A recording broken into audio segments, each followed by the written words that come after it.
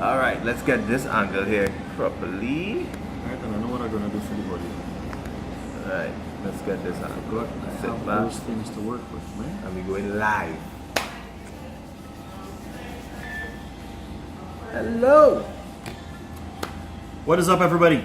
We do have you captured on the live for the Instagram. We'll work on that. But Or it can go sideways. now we'll play it sideways. Tilt your head, folks. Tilt your head if you're watching us on Instagram live. Right? So, right, that's All now. of this. Anyway, we're on already. We're on already. Good day, folks. Episode 2. Good evening and peace to everybody. Sales as a profession. Episode 2, folks. We have started. How are you? How was the day? How productive was it? For me, I had a pretty interesting day. Good developments that I'll share later on with you guys. I was able to share with Jared earlier. Yeah. But it's all about moving in the right direction, moving forward, and also, of course, in the right direction. So before we start, happy February. Here's to hoping that you crush your January targets and that you're on track already to crush February targets. There's no such thing as carnival. There's only a thing as sales. Oh, that's so true. Right? What topic we're hitting with today? Today we're going to touch on prospecting, and we're going to look at two areas of prospecting: understanding what is it that your product is, and at the same time, how do you develop a customer profile so that you'll be able to prospect properly. We're not about shooting in the wind. Now, explain for everybody why they think this is important. Because I meet everybody, and everybody's issue is they either can't find customers, or the customers who they have visited have already been visited by someone. Well, So why would these two topics help them? Well, first and foremost, the main key behind that is, of course, prospecting is the lifeblood of any business. So if it is that you can't find customers, then you're basically dead, right? You don't have new business, or you don't have existing business that you have the ability to turn over to, but your bottom dollar, you're going to be out of business altogether. Exactly. But here's the other thing. A couple of things that I've been able to recognize over the last 3 or 4 years is that there is a lot of business out there. The problem is just sometimes we're not looking properly. And sometimes even before we look, we don't have a proper understanding as to what our product is or service is to be Correct. able to even fine-tune what it is you want to be able to look at. So understanding one of the main keys I found, Jared, is this. When someone new comes into an organization and they come in as a salesperson, right? Yes. Whether you have, as I say, 20 years experience or you're brand new, one of the first things you need to understand is not just the features, advantage, and benefits of the item. Correct. But really and truly, in terms of breaking it down in about 3 categories. You would have seen in one of my previous, in the handbook that I would have developed, each product or service falls into 3 categories: productivity, image, or profitability. Now, once you Correct. understand where that solution is that fits inside of there, you will then have a better understanding as to who you're going to.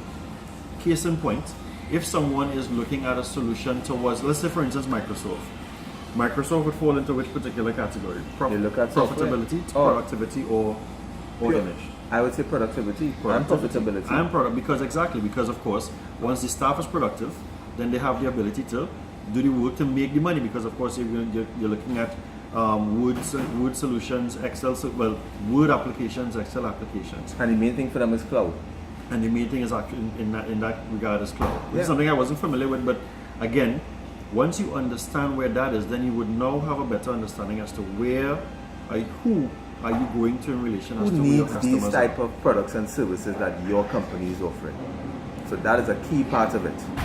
So in other words, if you don't understand what your product does and how it benefits the individual, you're you going to have can't a hard time. prospect.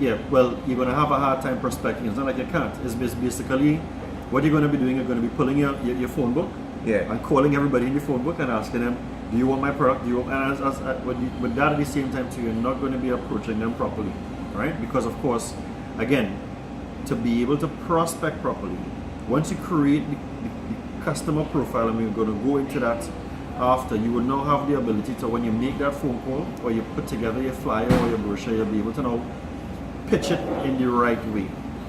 So let's take a look at this. I've been able to work with imaging and printing solutions, which are copiers, printers, and MFPs, right? Right?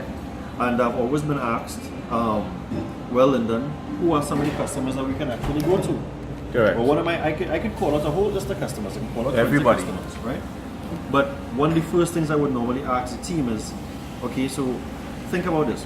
who uses the most people, or who do you think, which vertical do you have an understanding of that might use the most people? And Yeah.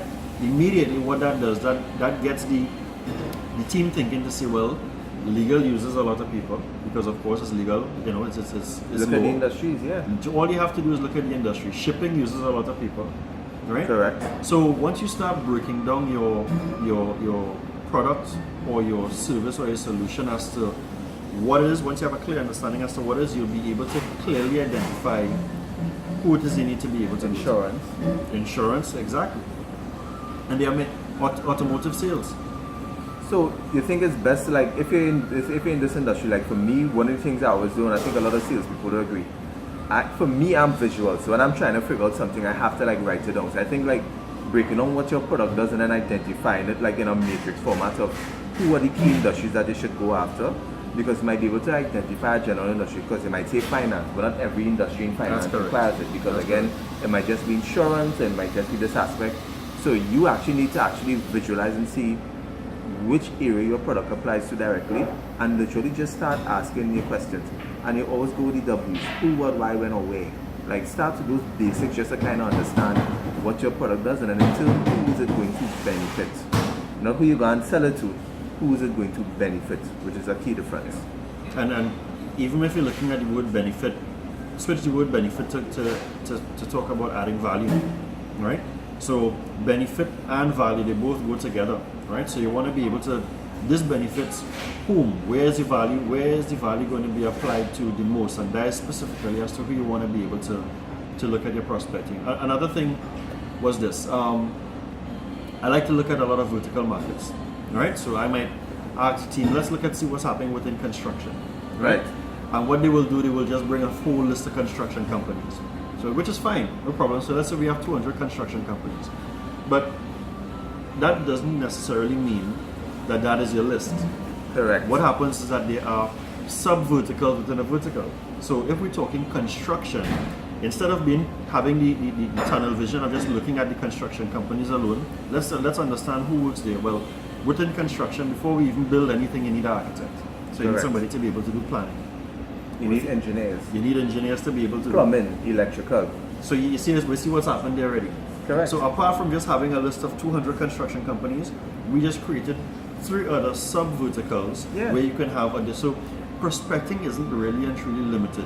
You just need to be able to start thinking differently, and hopefully have a sales manager or a team lead that has the ability to help you look at your business like that, because it's really, really important that you have an idea as to this is what the product is, these are where the benefits are, this is exactly as to who it benefits the most, and within that, who else. You know what was always interesting to me with Digicel? Mm-hmm. Digicel has, as you would know, affiliate marketing. Right. So as much as they are going for this organization or these groups of people within this particular vertical, correct, they make it beneficial to everybody that's actually working within that segment.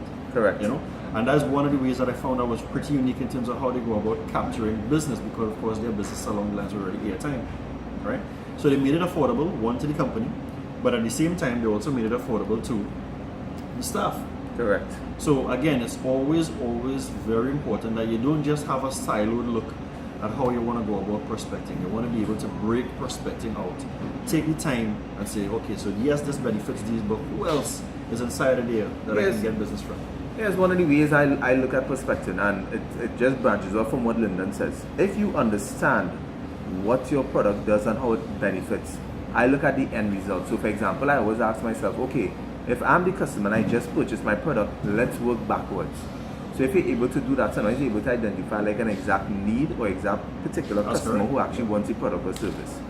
Because at the end of the day, if let's just put it, I'm trying to figure out like the perfect, not perfect example, like a basic example in terms of how would you prospect. So let's look at a general field. So let's just say you're selling insurance, right? Everybody knows, if you know me, I hate insurance. Salesmen, because they're horrible.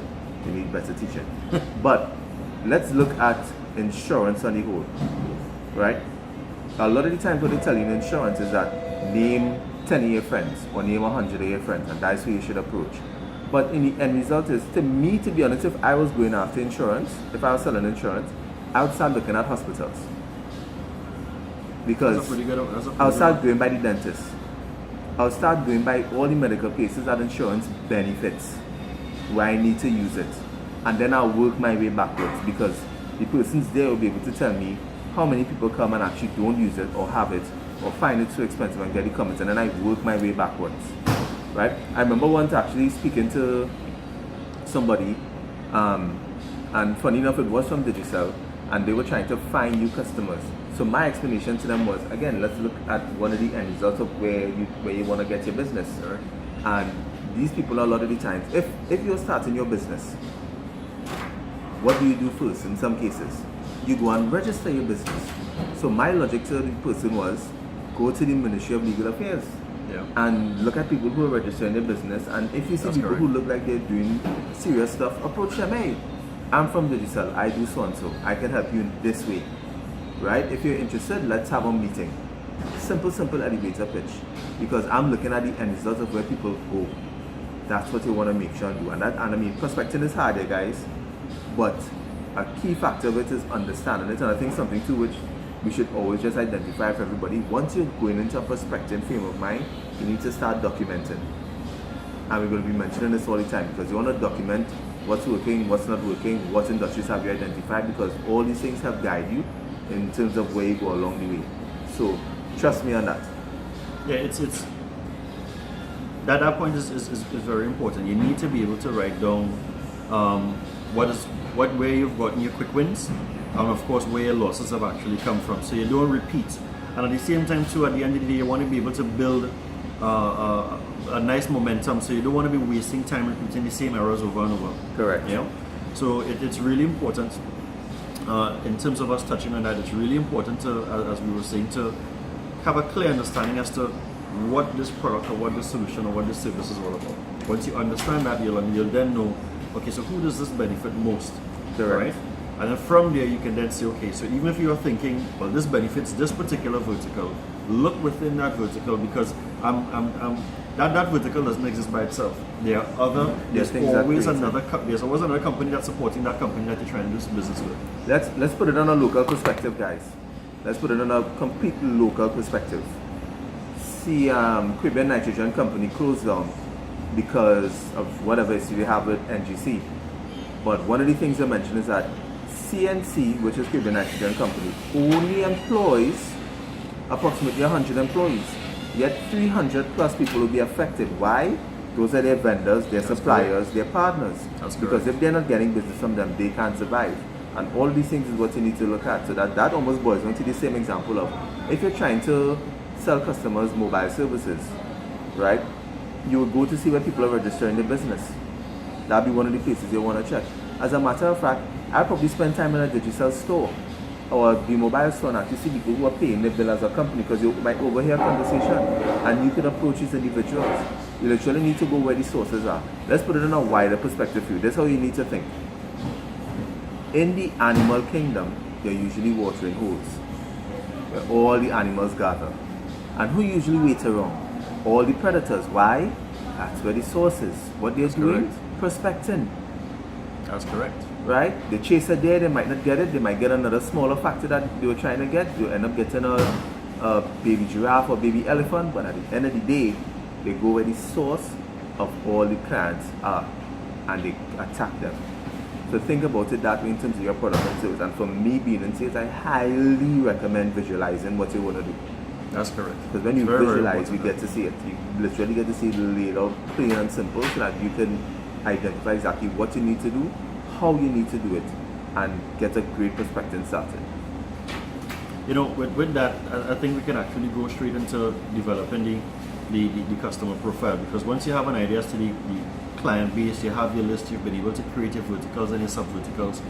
When you start meeting a customer, now of course you would have had it written down, but that in itself is the development of a customer profile. You already have an idea, this is the type of customer that my services suit best, because of course one of the main things when you're making your phone call or sending out your email blasts, when you're doing prospecting is really a matter of creating alignment. You want to make sure that these services match the customer's needs, and that's most important.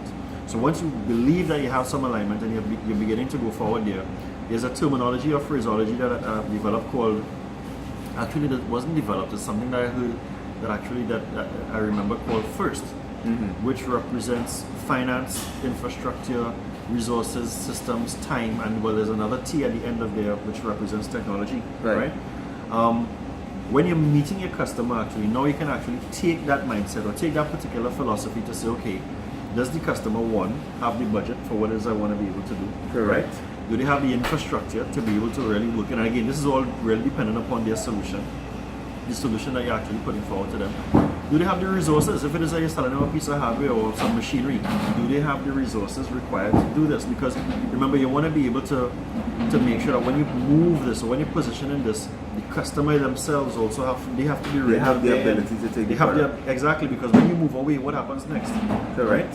A system in place is there. Does the customer have a system in place in terms of knowing how they're actually going to be using it, and you at the same time, what's my system to make sure I get this to the customer in a timely basis? And of course, most importantly, when you're doing your prospecting, time is always a factor, a major factor in terms of something that you need to identify when you're speaking to your customer, because you want to know how important, how needy is this for them now, because of course then that helps you build your pipeline as to whether this is a February, March, April, May 2019, 2020 cruise. Yeah. If you don't know where your product is in their priorities, you're wasting time. Yeah.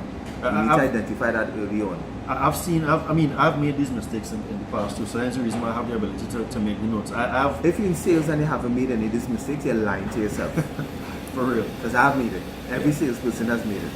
I've gone into a customer, met the customer for the first time, but of course, as I would have spoken about me initially in the first time as well, right? So, met the customer for the first time, felt really good about my product presentation. Everything. Right? And not recognized. You was on cloud nine. I did a good job. Contract signed. And when I came back in the office, I'm telling everybody about it, but I didn't have an idea as to how soon this was. Exactly. And I keep asking the customer, so I send quotation, everything else, and you feel good about it, but then again, the transaction closes somewhere down in November 2018. Correct. Because you never ask a fundamental question.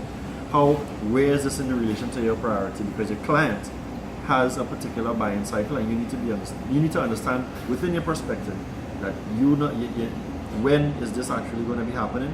Correct. So how are you going to prospecting it? How are you going to be prioritizing that customer that you just prospected? Yeah. So as we kind of wrap things up, guys, as I say, just to summarize it, you're prospecting, and I'll give it to you in this format. The last person I spoke to about prospecting, when he said it was hard to find customers because everybody he met was either approached or not interested, I asked him, has he documented it? So for those of you out there who already existed in sales, this is the advice I'll close off with. If you're already in sales and you find a hard time prospecting, I need you to recall your last 10 to 20 or how many other prospecting calls you have made in detail, and then itemize it by industry, itemize it by the type of person who you spoke to, itemize it by what might even be the possible revenue that they got. And from there, it's actually going to help you determine which area to go next. And that is going to be key. Because if you realize I made 100 calls on all finance and finance are interested, then you need to find a next sector for your product.